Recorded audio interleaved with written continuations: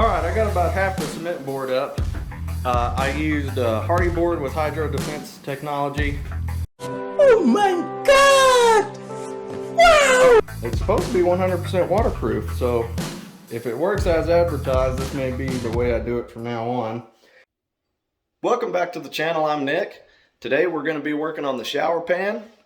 Yesterday, after we did the drywall, we finished up putting the waterproof cement backer in the shower.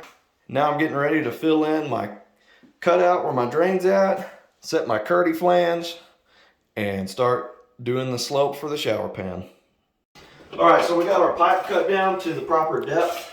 When this drain sits down on our drain pipe, we've got 3/4 inch gap right here, which is what Schluter calls for when you're putting a mortar bed on concrete. We've also got a 4-inch coupling we're going to use as a spacer. That way our Kerdi-Drain can fit down in that concrete. What we're going to do is go mix up some concrete.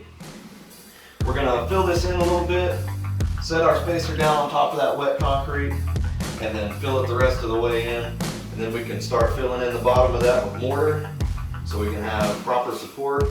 And then once that's all set up and ready to go, we'll float out our shower pan.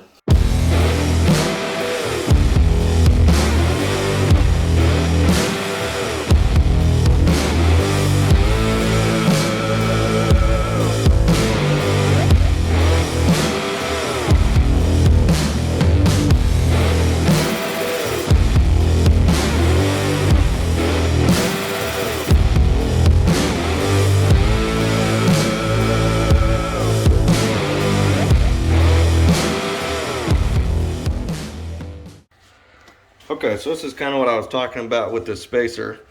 We got the bottom of this hole filled with concrete, and I set the spacer on top of it. What that's going to do is allow the wider part of this flange to sit down in that hole and let us get a bond on this drain pipe. Now that I've got the height on my spacer, I'm going to go ahead and fill the rest of this with that concrete. Okay, we got our Schluter drain set. I'm set up 3/4 inch. I got the torpedo level on it, and we're level in both directions. So we're gonna let this concrete set up, and then once it's cured, we're gonna fill the bottom of this with our mortar bed, and then we're gonna slope out our pan. Okay, we got our deck mud or our dry pack mixed up. This is what we're going to use to form the slope of our shower pan. We got it mixed to a nice dry consistency that holds its shape when you roll it into a ball. We got that made up. We're going to use that to do our slope, and then I've got some mortar in the pan here that we're going to put on the concrete floor in there to help keep the existing concrete from sucking all the moisture out of our dry pack here. I've already set my slope height around the perimeter of my shower, so I've got that going all the way around, and I'm going to put that dry pack in here and set my perimeter, set my drain, and then get ready to slope all of it.